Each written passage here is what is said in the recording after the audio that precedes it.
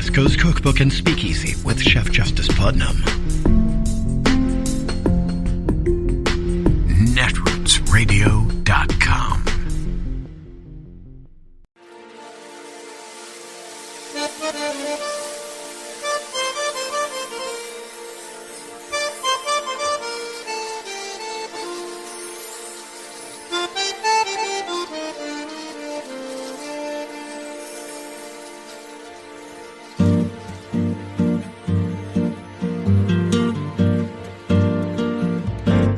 Je voudrais du soleil vert, des dentelles et des théières, des photos de bord de mer, dans mon jardin d'hiver. Je voudrais de la lumière, comme en Nouvelle-Angleterre. Je veux changer d'atmosphère, dans mon jardin d'hiver. Ma fleur sous la pluie de novembre, tes mains qui courent, je n'en peux plus de t'attendre. Les années passent, il est long, là je tombe. Nul ne peut nous entendre. Je voudrais du Fred Astaire, revoir un latte. Let's talk about what was said inside that room yesterday, because it's important to sort out what exactly happened to pierce through these lies. Top officials responsible for securing the Capitol on the day of January 6th testified before Congress yesterday. They blamed poor intelligence for the massive security failure, a communications breakdown, and they blamed one another. We heard from the head of the D.C. Metro Police and three others who since have resigned, the former House and Senate Sergeants at Arms and the head of the Capitol Police at the time. Here is the U.S. Capitol Police Captain Carnisha Mendoza and former Chief of Capitol Police Stephen Sund explaining what they faced that day. At some point, my right arm got wedged between rioters and the railing along the wall. A CDU sergeant pulled my right arm free, and had he not, I'm certain it would have been broken. I received chemical burns to my face that still have not healed to this day. I witnessed officers being knocked to the ground and hit with various objects that were thrown by rioters. Of the multitude of events I've worked in my nearly 19-year career in the department, this was by far the worst of the worst. We plan for an increased level of violence at the Capitol, and that some participants may be armed. What we got was a military-style coordinated assault. I witnessed insurgents beating police officers with fists, pipes, sticks, bats, metal barricades, and flagpoles. These criminals came prepared for war. These people came specifically with equipment. You're bringing climbing gear to a demonstration. You're bringing explosives. You're bringing chemical spray. They were planning on our agency not being at what they call full strength. And then also the fact that we were dealing with two pipe bombs that were specifically, set right off the edge of our perimeter to, what I suspect, draw resources away. I think there was a significant coordination with this attack. It was first reported by the Washington Post that an FBI office in Virginia warned a day before the attack that extremists were traveling to Washington to war, and that the intel was shared with Capitol Police. But the security officials who testified yesterday said they didn't see it.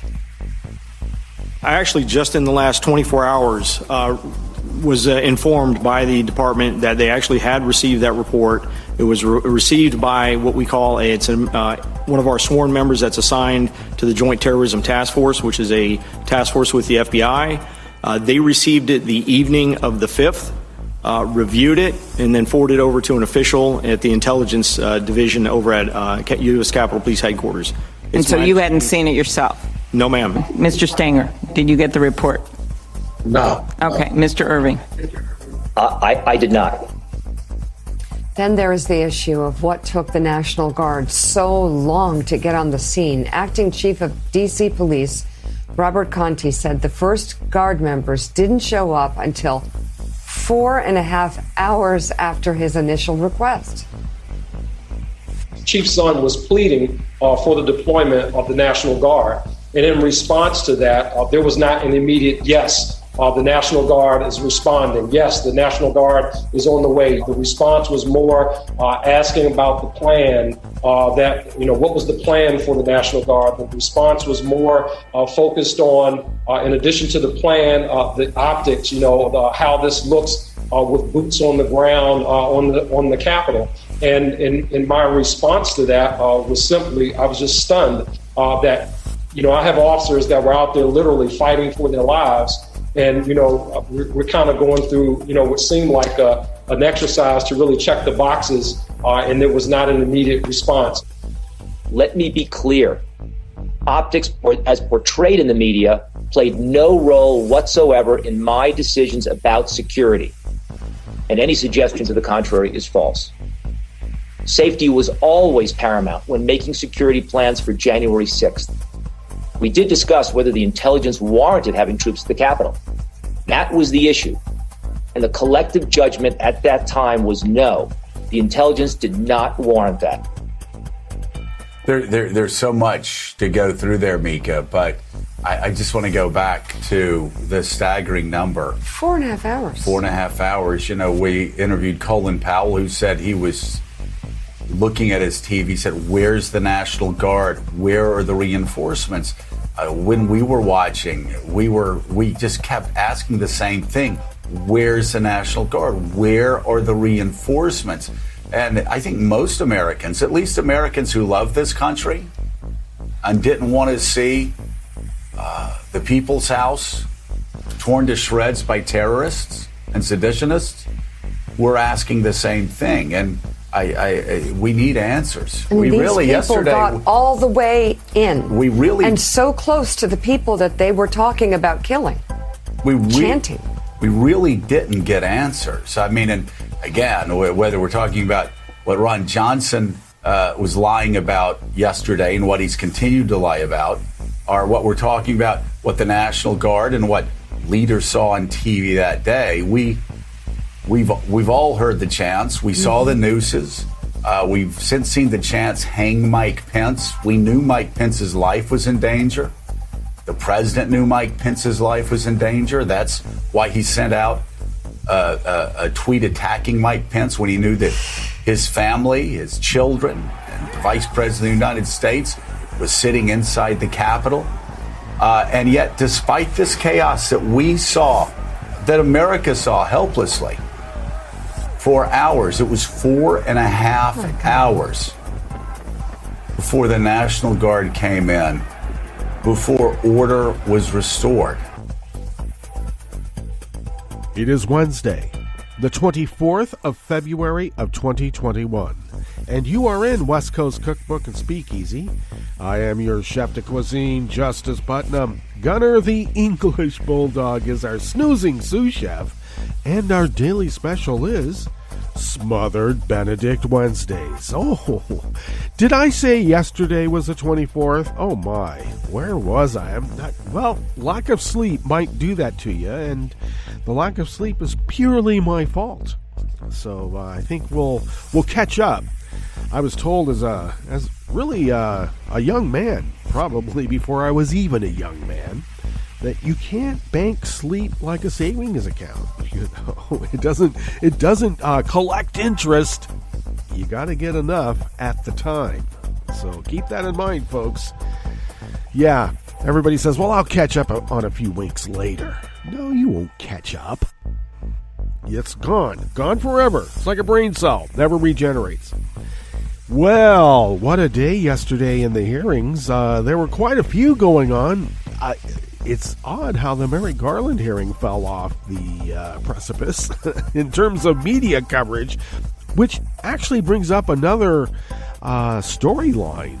It seems like the media is dropping a lot of the Biden administration media exposure. I wonder why that is. Seems like they're not going to follow the press conferences anymore. Will we be able to find them on C-SPAN? I hope. But even C-SPAN can't cover everything. Anyway, we did have the Capitol insurrection hearings begin with Capitol security. And it was very curious, once again, how the Republicans can just, I don't know, they're not, I have to say, we cannot call them victims of the Stockholm Syndrome. No. They are the generals in Nazi Germany who tried to kill Hitler, okay? The ones that failed. They didn't think that what Hitler was doing was necessarily bad. It's just that he was doing it so terribly. They were losing the war, and it was Hitler's fault. Now the Republicans look as if, and they communicate among themselves. I mean, they just had a meeting with Mike Pence in how they can, rally the GOP and take back the reins of power. The German generals wanted to get rid of Hitler because he was the problem. He was causing them to lose. So there's nothing Stockholm Syndrome about this. These people hitched their horse, or hitched to the horse of Trump, just like, certain generals did back in the day in Nazi Germany. When the titular head fails, you replace that titular head. And that's what they're trying to figure out how to do now. In spite of the fact that, once again, let's just remind ourselves, those generals did fail. Okay? It took the United States and the rest of the world to kick their ass and to keep punching. Somehow in America, we think it's wrong to punch a Nazi. I don't know why. Could it be that Hitler looked to America as an example in how to run things? No, I don't know. We have a propensity for it, don't we? And it looks like the Nazis are very close to regaining power again. Yeah, we had a hard time calling them Nazis, but that's what they are. There's no getting around it. So, last I heard, there's still, Jen Psaki did mention in press conference today that the administration is wholly behind Neera Tanden and the others. But reports are coming in that they are probably going to be dropped like hot potatoes because they are women of color, with a guy of color thrown in for good measure. Okay? And why? Because the Republicans say, well, we can't have them. That's not the kind of experience that we want in a cabinet. It's not your cabinet anyway. And who cares what you think Joe's cabinet should be composed of? Were we ever able to affect anything in Trump's cabinet? Come on. He had the big dick toilet salesman as AG. Any complaints about his experience was mooted. Or muted. It was moot. And muted. So the level of hypocrisy on display is astounding. It's not shocking. It is to be expected. But it is still astounding. How? Did these guys go through some sort of method acting class? Because I got to tell you, they're pretty convincing. Well, let's just put it this way. Maybe they're soulless and they just don't care. I think that's probably more to the truth. So, with that in mind, we also have a few on our side that are gumming up the works. Joe Manchin. Joe Biden has to put up with the lies about Hunter. But Joe Manchin cannot stand to hear the truth about his daughter gouging the EpiPen. He is advocating price gouging the EpiPen. Oh, we forget about what that was? That was when diabetics suddenly had to, or not just diabetics, I'm sorry. Some people who had severe allergies or whatnot. This pen saved their lives.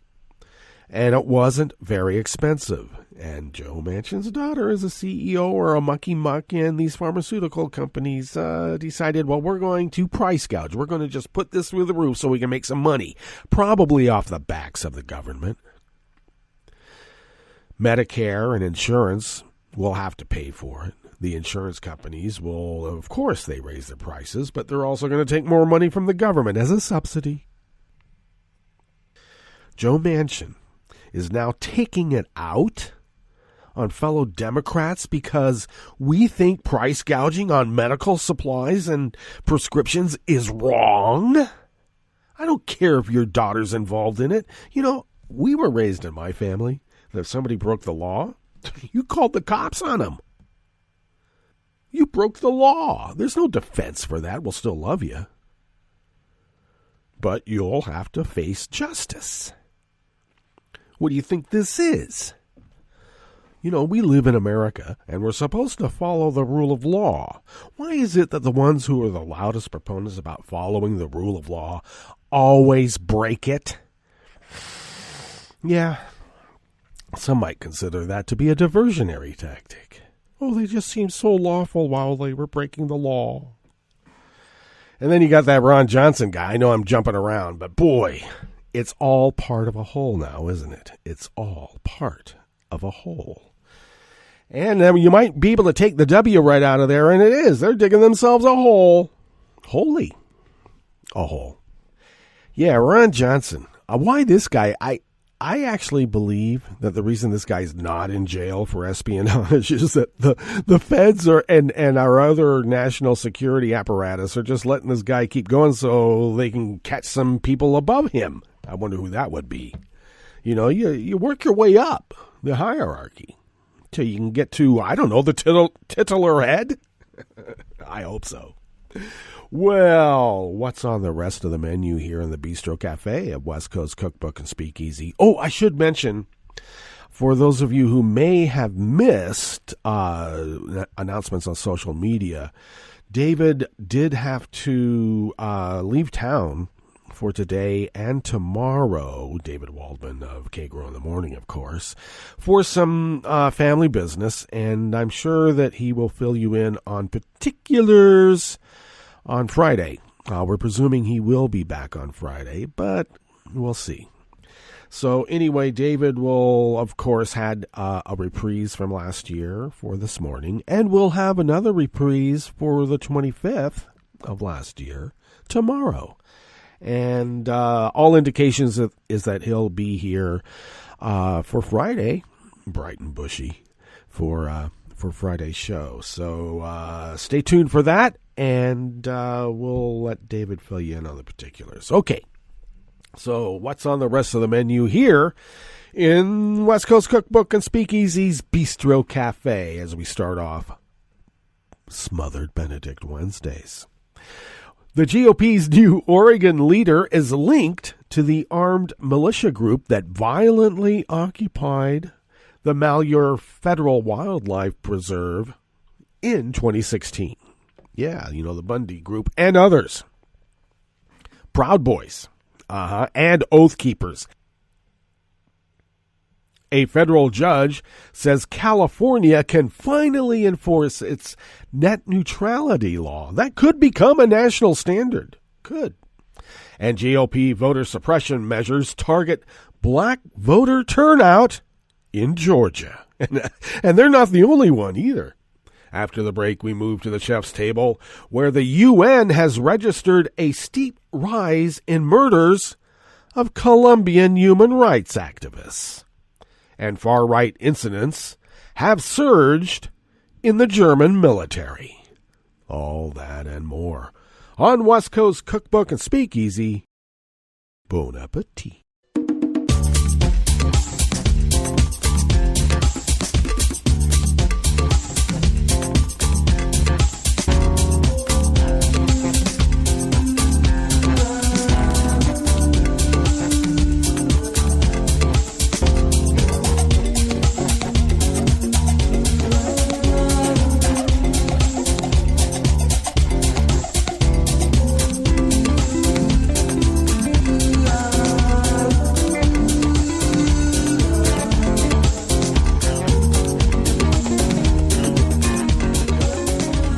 near the bottom of our homepage at netrootsradio.com, to the right of the page, right there by the social media scroll, is our chat room link, and the chat room is monitored by Kelly Lincoln, even though she be busy with real life and everything else. So thank you, Kelly, for doing so, and so much more. If you would then look to the left of the page near the bottom of our homepage at netrootsradio.com, you will then hopefully notice our link to our Patreon page. And I'll tell you what, we pay our bills, and we are able to do that because of your help. Tom will tell you that the bulk of how we do this really comes out of our own wallets, but we would still be unable to do any of this without you, and we wouldn't have been able to do any of it for almost the last 10 years of 24/7, 365 resistance broadcasting, because there's Nazis out there, and we have to resist them. And because we pay our bills, we're able to fly under the radar, and we get that help of flying under the radar because of folks like you who maybe could send us the equivalent of what you might spend on an espresso-type coffee drink once a month, and we can then stretch those dollars, as I mentioned, pay our bills, as I mentioned, fly under the radar, as I've mentioned, and continue resisting as the founders originally intended, oh so many years ago. If you would like to follow Netroots Radio on Twitter, go to @Netroots Radio. Tom takes care of that. And he's pretty busy in real life, too, with all the other things that he does with us here. Thank you, Tom. Follow me on Twitter @JusticePutnam. I do post the show notes and links diary on Daily Co's about 10 minutes before showtime, so you could look for those show notes and links diary there. But I also link it up on social media like Twitter and other social media platforms. So check out the show notes and links diary linked up on social media. All right, thank you. You can follow the show on Twitter @Cookbook West and pick up podcasts by way of Spreaker, Stitcher, TuneIn, iHeart, YouTube, iTunes, and wherever podcasts can be found, indeed. Oh, I should mention, I know that some people were concerned that Tiger Woods was getting an inordinate amount of attention because of his car crash. But I would also mention that Tiger Woods, for all of his faults, is still a seminal figure in the culture of America. And we should not forget that Tiger Woods is responsible for, breaking down a lot of barriers. Now, I know it's country club stuff. Who goes to country clubs? Well, we all do, all right? And this is America. And Tiger Woods, as a child, was run off of golf courses because he was black and Asian. Pick one or the other. So Tiger Woods was not, I know he got some, attention from Trump and all that stuff. Well, I don't care. Tiger Woods is still a seminal figure, and I'm not offended by the amount of attention paid to him yesterday. I don't know, maybe it is an inordinate amount of attention paid to a golf player, even though he's probably the best one. Some people might say Nicklaus. Some people might say Ben Hogan. Well, regardless, Tiger Woods broke a lot of barriers and records. Okay, let's open up the tab for this first offering here in the Bistro Cafe at West Coast Cookbook and Speakeasy. Well, there's a lot of double entendre in there, huh? Okay. And it comes from the American Independent by the great Oliver Willis. I like Oliver. Dallas Hurd, the newly elected chair of the Oregon Republican Party, once visited an armed militia group as it illegally, and I should also mention violently, occupied a federal wildlife facility. Hurd also has connections to anti-mask extremists and was involved in protests at the Oregon State Capitol on January 6, the same day as the attack by supporters of Donald Trump on the U.S. Capitol. On Monday, it was announced that Hurd, a state senator, had been elected to the position.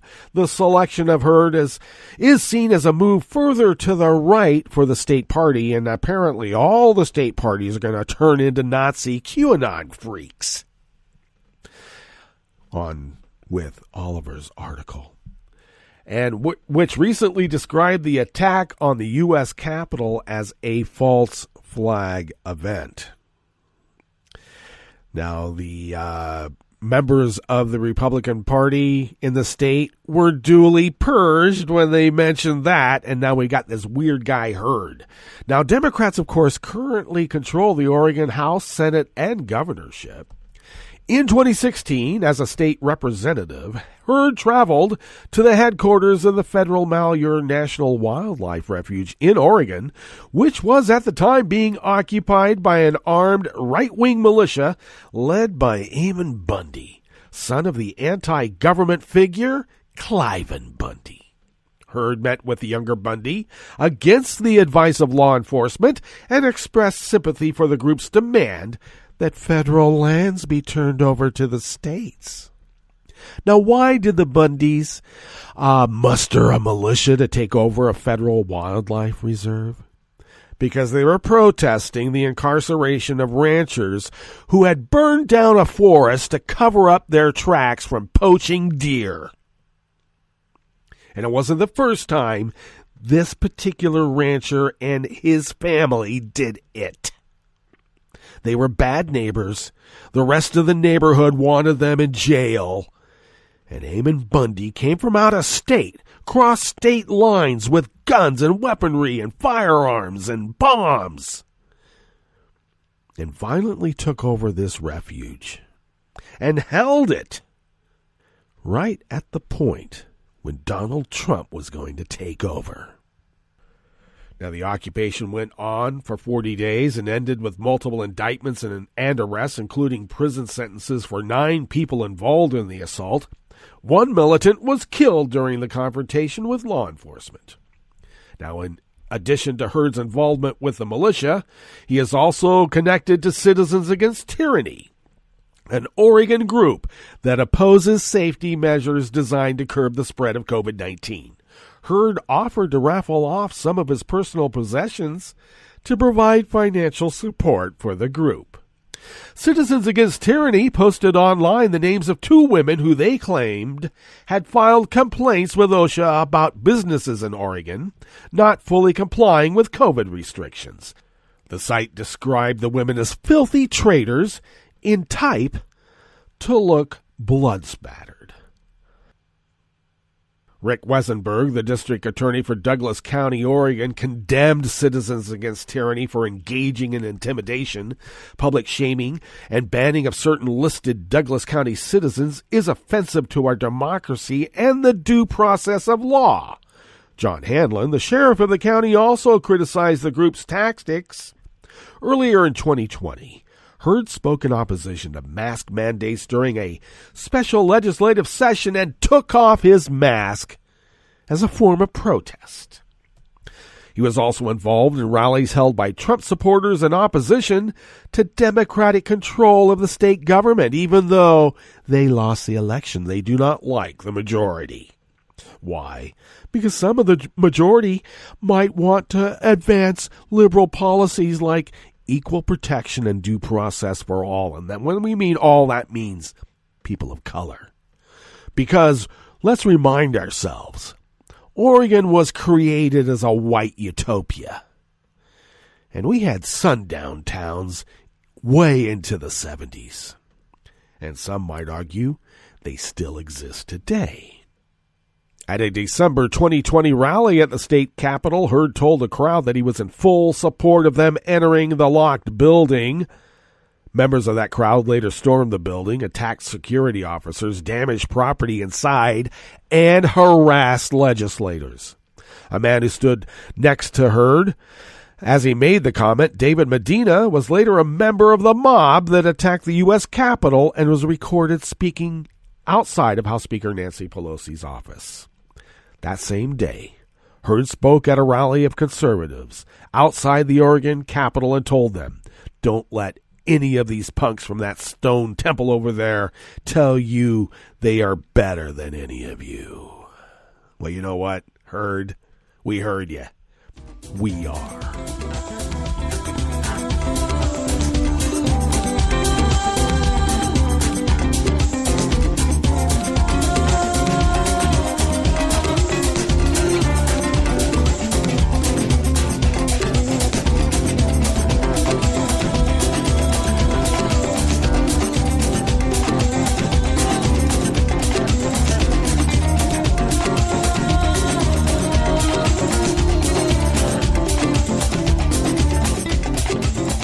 Adam Beam of the Associated Press brings us this next offering here in the Bistro Cafe of West Coast Cookbook and Speakeasy. A federal judge yesterday, Tuesday, ruled that California can, for the first time, enforce its tough net neutrality law, clearing the way for the state to ban Internet providers from slowing down or blocking access to websites and applications that they don't pay a premium price for. Former Governor Jerry Brown signed the bill in 2018, making California the first state to pass a net neutrality law. Open Internet advocates hoped the law would spur Congress and other states to follow suit, but the Trump administration quickly sued to block the law, which prevented it from taking effect for years while the case was tied up in court, because Trump knows how to litigate now, doesn't he? The Biden administration dropped that lawsuit earlier this month, but in a separate lawsuit, the telecom industry asked a federal judge to keep blocking the law. On Tuesday, which was yesterday, U.S. District Judge John A. Mendez denied their request, allowing California to begin enforcing the law. California State Senator Scott Wiener, a Democrat from San Francisco and the author of the law, called the ruling a huge victory for open access to the Internet, our democracy, and our economy.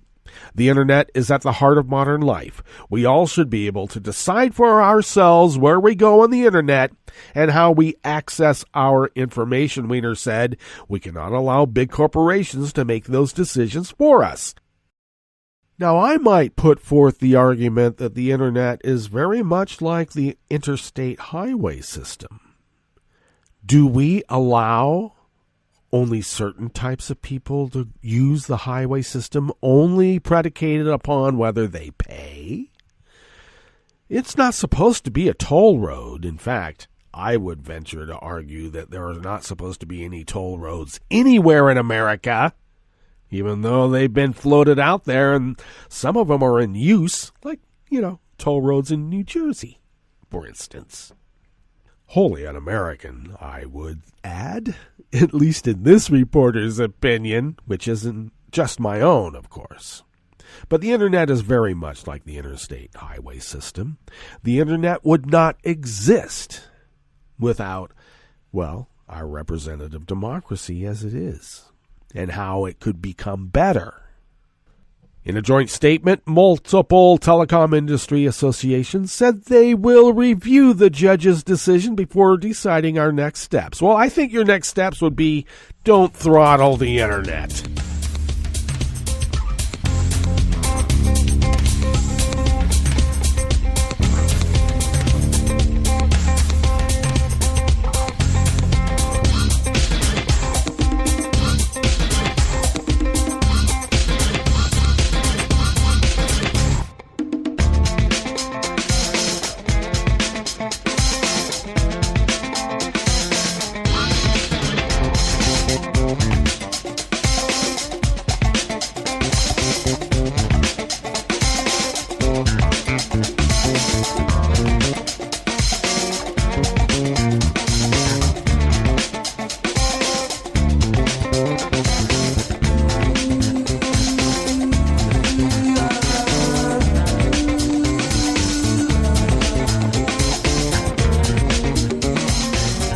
Anthony Izagiri and Ben Nadler of the Associated Press bring us this final offering here in the Bistro Cafe part of West Coast Cookbook and Speakeasy, Smothered Benedict Wednesdays. Fueled by black turnout, Democrats scored stunning wins in Georgia in the presidential and U.S. Senate races. Now, Republicans are trying to make sure that never happens again. GOP lawmakers in the once reliably red state are rolling out an aggressive slate of voting legislation that critics argue is tailored to curtail the power of black voters and undo years of work by Stacey Abrams and others to increase engagement among people of color, including Latino and Asian American communities. The proposals are similar to those pushed by Republicans in other battleground states, adding barriers to mail-in and early voting, Major factors in helping Joe Biden win Georgia's 16 electoral college votes, and Raphael Warnock and Joan Ossoff to take the 2 Senate seats that gave Democrats control of the chamber. Democrats? But one aspect of their plans, a proposal to eliminate early voting on Sunday, seems specifically targeted at a traditional get-out-the-vote campaign used by black churches, referred to as Souls to the Polls. It's led many to suggest Republicans are trying to stop a successful effort to boost black voter turnout in Georgia, where they make up about a third of the population and have faced a dark history of attempts to silence their voices in elections. You know, like lynching, firebombs, out-and-out murder in the streets. It's a new form of voter suppression. The Klan in 3-piece suits rather than white hoods, said Reverend Timothy McDonald III of the First Iconium Baptist Church in Atlanta, which has participated in Souls to the Polls events. They know the power of the black vote, he said, and their goal is to suppress that power. In previous elections, Souls to the Polls campaigns were festive, with vehicles and people parading to election offices during early voting windows. Churches would sometimes playfully compete to see which could bring the most voters, said McDonald, which described the GOP legislation as spiteful. In Georgia and elsewhere, Republicans say proposals to tighten voting access are meant to bolster confidence in elections. Oh, you mean since you guys have yelled to high heaven that the elections are fake because your guy didn't win? There's no lack of confidence in our elections except for what you have instituted in making it fail or succeed in being the racist trope that you need to be able to win. Georgia and these other states would not be able to do any of this if we had the Voting Rights Act back. Thank you, John Roberts, balls and strikes guy as you are. Well, let's get to our break before I go through the roof. And when we get back from that break, we will go through weather from around the world, and we will finish up with the stories that we've curated for you today. You're listening to West Coast Cookbook and Speakeasy, and we will be right back. You are listening to netrootsradio.com. Please hang up and try again.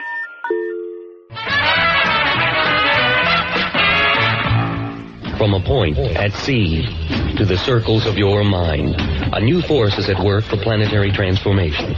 New radio for a new Earth.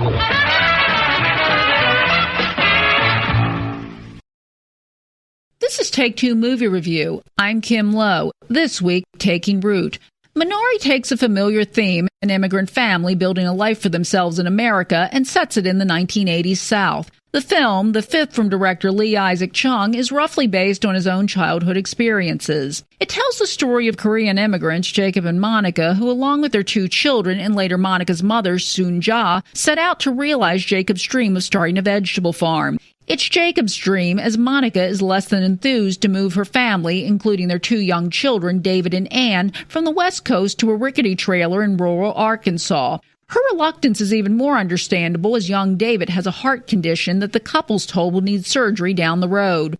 Racism isn't so much of a factor in the story, but it's obvious that the family are outsiders in a place that's nothing like the home they left. The Walking Dead's Stephen Yeun and Korean actress Han Yi-ri, who play Jacob and Monica, and are joined by veteran character actor Will Patton as Paul, an eccentric local Korean war vet who advises Jacob on farming issues and develops a friendship with the family.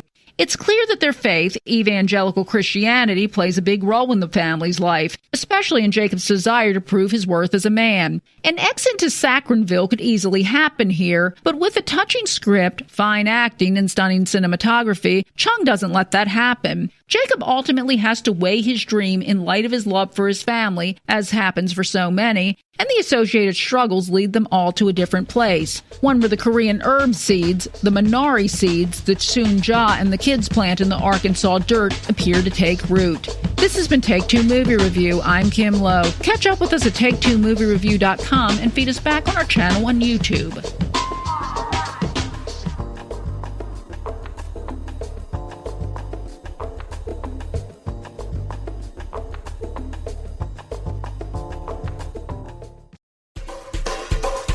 This is Scientific American's 60-Second Science. I'm Karen Hopkin.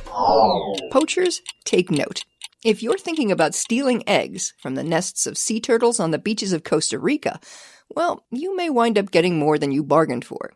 Because researchers have combined GPS technology with 3D printing to produce decoy eggs that look and feel like real turtle eggs, but can track where traffickers go when they swipe these endangered embryos.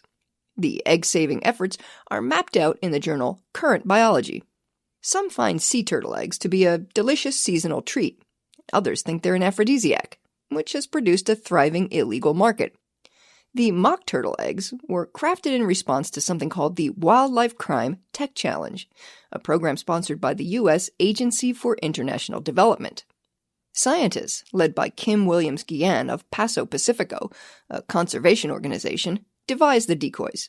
They drew their inspiration, in part, from a popular TV show, says Paso Pacifico's executive director, Sarah Otterstrom. Kim's idea to put a tracking device into the egg came from an episode of Breaking Bad where the police hid a GPS transmitter in a shipment of raw materials for a methamphetamines lab.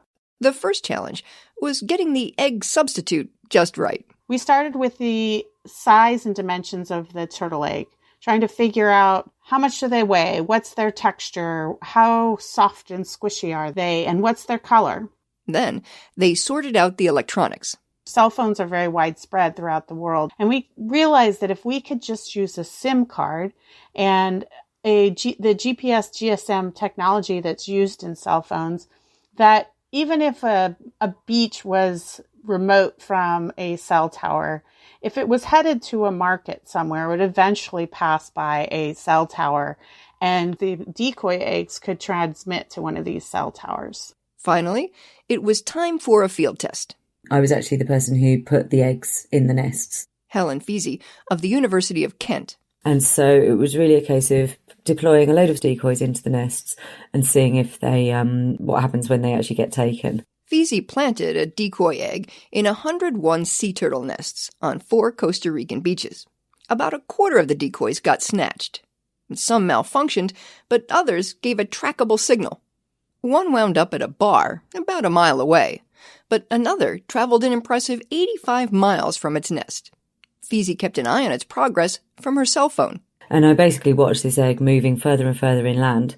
And eventually it stopped. So I zoomed in on the, like Google Maps basically. And it showed me very, very clearly that it had gone behind a supermarket, like some sort of back alley supermarket loading bay kind of area, which was pretty suspicious. There's no reason to really be there unless you're up to no good. The decoy hung around the loading dock for a time before making its way to a nearby residential property. The fact that it spent 2 days in sort of waiting suggests that it may have been handed over to a trafficker. Who sold it to someone else, perhaps even the consumer. That really fits with what we know about the illegal trade of eggs in Costa Rica. You know, we know that from anecdotal information and from interview information that eggs are sold door to door, and it seems very likely that this is what's happened. So, yeah, we were very happy with that result. We've proved the concept that you can actually use these eggs. Feasey says she hopes the decoys, which they've dubbed the investigators, can help to really crack down on the illegal poaching of sea turtle eggs and reduce such operations to a shell of their former selves. Thanks for listening. For Scientific American's 60-Second Science, I'm Karen Hopkin. This is a message from CDC.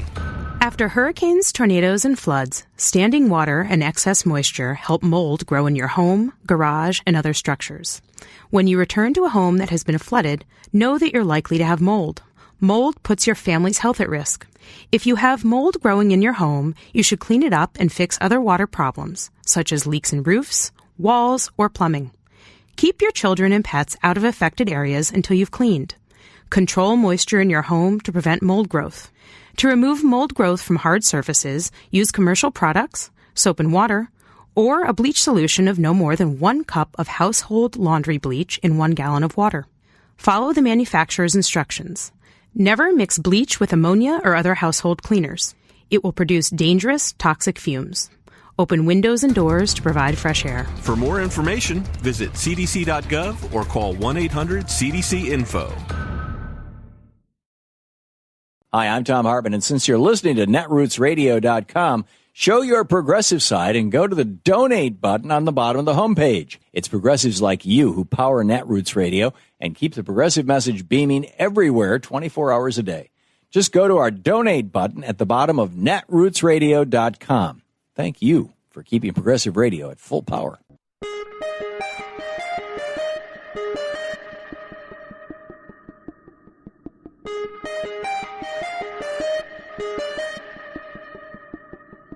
The prominently displayed banner read, "F*** you, Joe Biden," and below that, "and F*** you for voting for him." I'm Baratunde Thurston from The Onion, and also, mother. You're listening to the Civil Liberties Minute with ACLU attorney Bill Newman. Two homeowners in Plymouth, Connecticut hoisted this banner, the words "prominent" in bold white letters on a blue background, which, not surprisingly, caused local residents to complain to the town's police chief, who went to the state's attorney, who told the police chief that the banner was First Amendment protected speech. Resident Michael Stoto, who raised the flag in Connecticut, told the Hartford Courant that he did so because "I hate Biden. I think he's an ignorant fool. It's the best $9 I ever spent on Amazon because it's ticking people off and opening their eyes." These banners are widely available, and so the story has been repeated in towns across the country, which constitutionally actually is the right result. However crass, a property owner's ability to criticize the president is protected by the First Amendment, according to Dan Barrett, legal director of the ACLU of Connecticut. But that's not the end of the story, because those who disagree with the content or disapprove of the words have their First Amendment rights too. To condemn, speak, write, protest, picket, boycott, march, assemble, organize, rally, broadcast, hold forums, post lawn signs, produce shows on local cable access, and of course, hoist their own flags. The Civil Liberties Minute is made possible by the ACLU because freedom can't protect itself.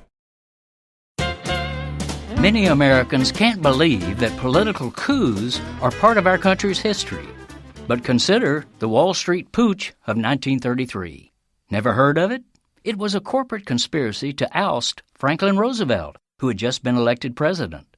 With the Great Depression raging and millions of families financially devastated, FDR had launched several economic recovery programs to help people get back on their feet. To pay for this crucial effort, he had the audacity to raise taxes on the wealthy, and this enraged a group of Wall Street multimillionaires. Wailing that their, quote, liberty to grab as much wealth as possible was being shackled, they accused the president of mounting a class war. To pull off their coup, they plotted to enlist a private military force made up of destitute World War I veterans who were upset at not receiving promised federal bonus payments. One of the multimillionaire's lackeys reached out to a well-respected advocate for veterans, retired Marine General Smedley Darlington Butler. They wanted him to lead 500,000 veterans in a march on Washington to force FDR from the White House. But they chose the wrong general. Butler was a patriot and lifelong soldier for democracy who in his later years was critical of corporate war profiteering, and he was repulsed by the hubris and treachery of these Wall Street aristocrats. He reached out to a reporter, and together they gathered proof to take to Congress. A special congressional committee investigated and found Butler's story, quote, alarmingly true, leading to public hearings with Smedley Darlington Butler giving detailed testimony. This is Jim Hightower saying, by exposing the traitors, this courageous patriot nipped their coup d'etat in the bud. But their sense of entitlement reveals that we must beware of the concentrated wealth of the imperious rich, for it poses an ever-present danger to your and my majority rule. I'm Rick Smith, and this is Labor History in 2.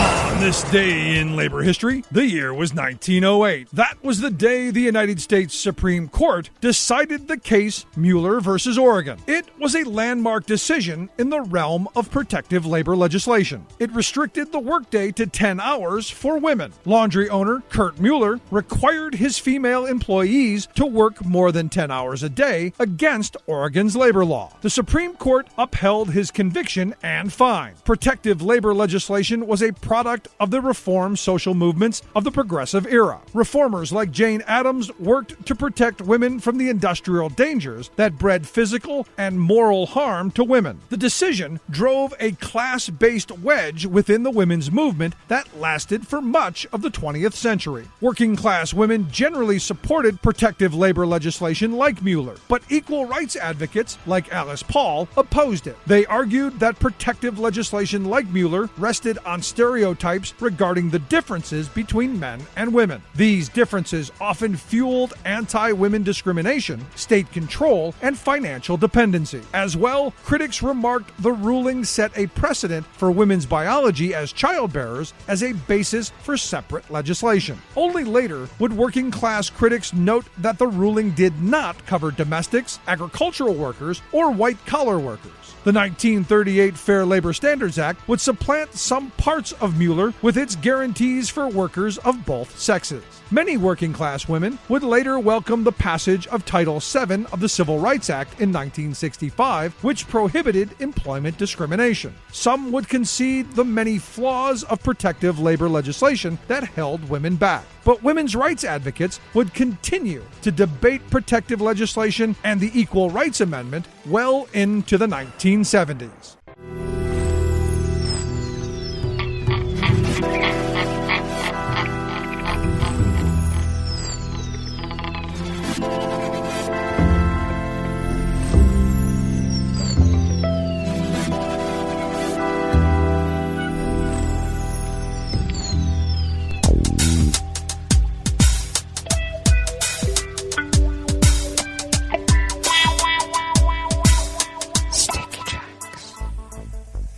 Thank you for accompanying us here to the chef's table at West Coast Cookbook and Speakeasy Smothered Benedict Wednesdays. We always begin weather from around the world along the banks of the Rogue River, in the Rogue River Valley of Southern Oregon on the west coast of the continental United States of America, where it is currently 32 degrees Fahrenheit, expecting a high, well, a bit cooler than yesterday, expecting highs only around 50, maybe the upper 40s. Winds will be light and variable. Overnight lows 30 to 32, which means it could get to 28. I don't think it'll get to 34. It'll be quite freezing tonight. It's a very, very small chance of rain, but we will be clear to partly cloudy overnight, and winds will be light and variable. Mostly cloudy tomorrow, then partly cloudy in the afternoon with highs in the low 50s. Winds will pick up out of the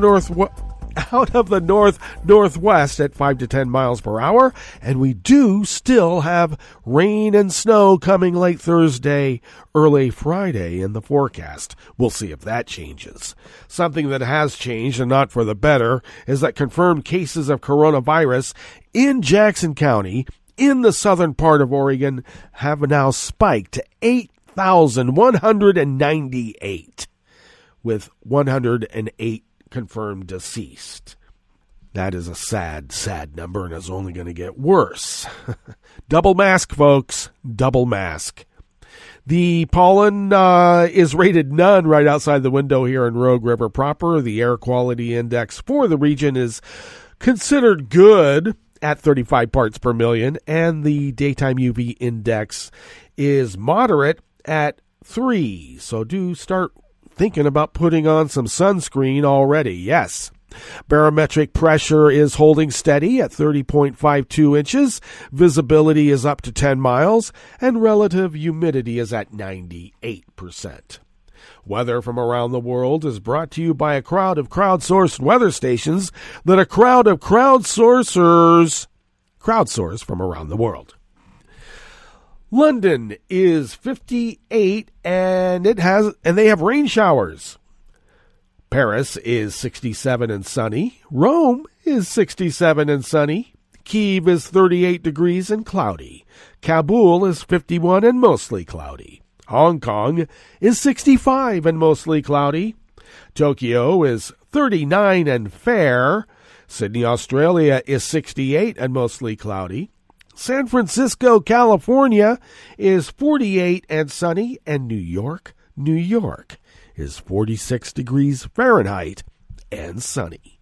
and that is weather from around the world, brought to you by a crowd of crowdsourced weather stations and a crowd of crowdsourcers crowdsource from around the world.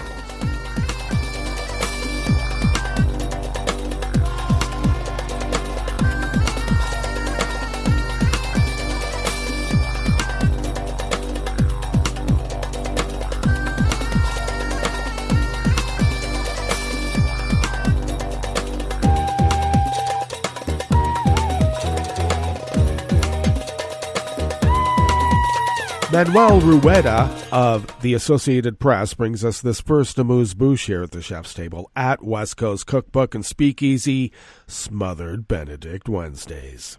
Slayings of human rights leaders and mass killings of civilians are increasing at a worrying pace in Colombia, according to a UN report published yesterday, Tuesday. The annual report on the human rights situation in Colombia found that violence is intensifying in some rural areas where state presence is weak and armed groups are fighting for territorial control following the 2016 demobilization of the Revolutionary Armed Forces of Colombia, otherwise known as FARC. According to the UN report, at least 133 human rights defenders were murdered in Colombia in 2020, a 23% increase from 2019. The UN also registered 76 massacres across the country last year, which are defined as events in which 3 or more civilians are executed at once. The number of massacres registered was almost double the number in 2019 and was the highest number since 2016.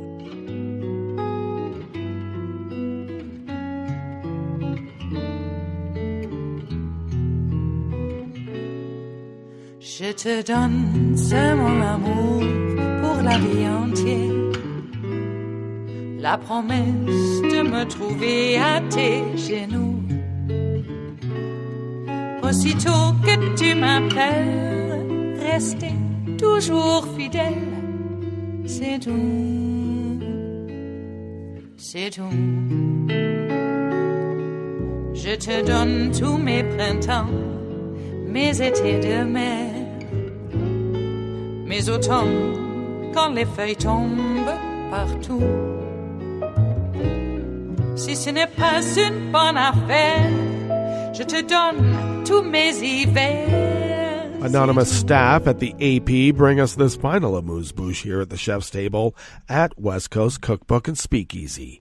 The number of suspected far-right incidents in the German military surged to 477 last year from 363 in 2019, Parliament's commissioner for the military said yesterday, Tuesday. Eva Högel stressed as she presented her annual report that soldiers are not under general suspicion and the absolute majority does a responsible job every day. But she said the number of incidents involving far-right extremism as a source of concern and show that there's a lot to do. There's no place for far-right extremism in the Army, Hergel wrote in the report. We need investigations, sanctions, and prevention in a consistent, complete, and fast way. Hergel demanded that more staff be hired to speed up the investigations. The report comes at a time of broader concern that Germany has not done enough to tackle right-wing extremism within its Bundeswehr military in general.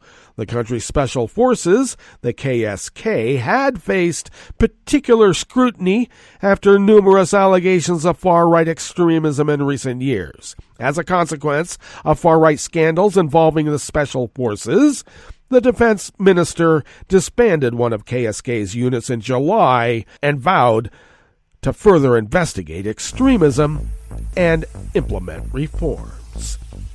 The rise in far-right extremism in the Army mirrors a growing overall number of anti-Semitic, anti-migrant, or homophobic attacks in Germany. Well, that brings us to the end of our broadcast period for the day. But you do know Netroots Radio will broadcast on, and we will meet up tomorrow for Metro Shrimp and Grits Thursdays. So do stay tuned to Netroots Radio all day and all night for all the breaking news as it breaks. And we'll meet up here tomorrow, right here in West Coast Cookbook and Speakeasy. Bon appetit.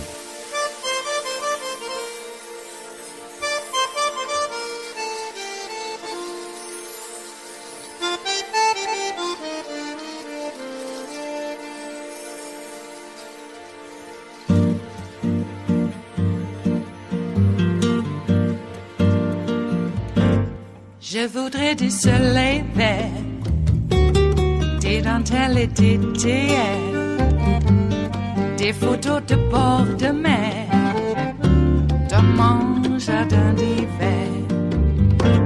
Je voudrais de la lumière, comme en Nouvelle-Angleterre. Je veux changer d'atmosphère, dans mon jardin d'hiver. Robe à fleurs, sous la pluie de novembre, tes mains qui courent, je n'en peux plus de t'attendre. Les années passent, qu'il est loin, là je tombe. Nul ne peut nous entendre.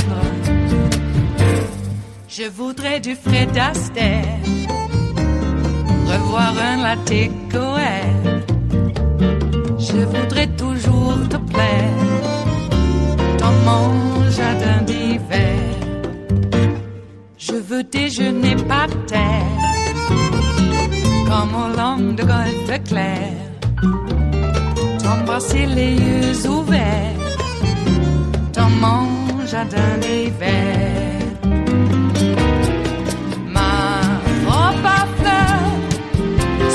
Pluie de novembre, tes mains qui courent, je n'en peux plus de t'attendre.